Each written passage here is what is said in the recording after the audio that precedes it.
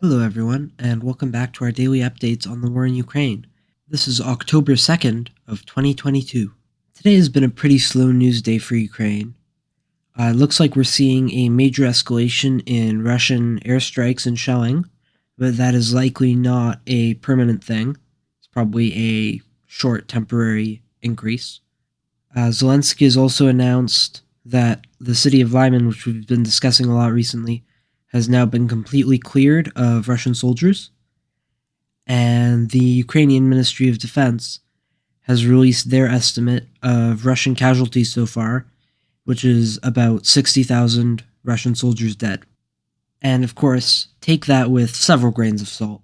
Now that sums up the news that we have to discuss today. And in light of that, I'd like to answer a question that I got on yesterday's episode, because I find it very interesting, and I don't think we've discussed it here yet. So the question is, do you think the recent annexation of the 4 regions was due to frustration that the war was progressing as well for Russia as expected, or in response to China's statement that the war should be resolved peacefully, or to justify further strikes on Ukraine should Ukraine try to retake those areas?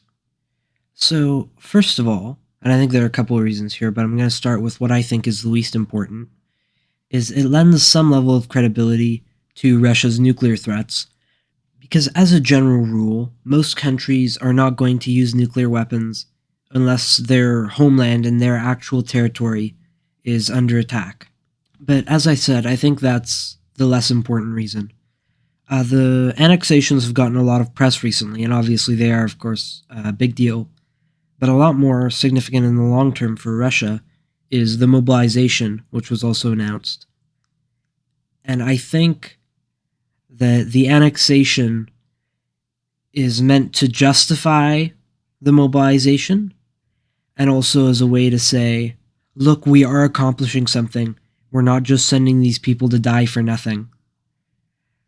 And there's also probably the hope there that this will create some level of motivation for the Russian soldiers to say, look, we are fighting for our homeland. This is our soil. We need to defend it. And of course, I think there is an ideological dimension to this in terms of how Putin sees this conflict. And I think he sees this to a large part as a civil war, because I think he does really believe that Ukraine is an artificial thing which isn't real. But that still asks the question, why now? Why not earlier? Why not once the war is finished? And I think the most likely answer to that is to do with justifying mobilization to the Russian population, because that is right now a huge political headache for Putin. I think it's important to keep in mind that the majority of the Russian population does not support mobilization. There is a subset of hyper-nationalists and ultra-nationalists who support the war, who do want to mobilize and who want to move to a kind of total war footing, but they are not in the majority in Russia. The majority is a kind of apolitical, apathetic group who are fine with Putin handling politics and foreign affairs as he sees fit, as long as it doesn't intervene in their lives. And the longer that this mobilization continues, the more it's going to interfere with the lives of ordinary Russians. And then there's also looking at Russia's view of World War II, of the Great Patriotic War for them, mixed with the narrative of Ukrainians are Nazis, it's a Nazi state that we have to liberate. It combines into an image of, we have to defend this territory that is ours, that's part of our homeland, from these Nazis who are coming to conquer this newly taken part of our homeland.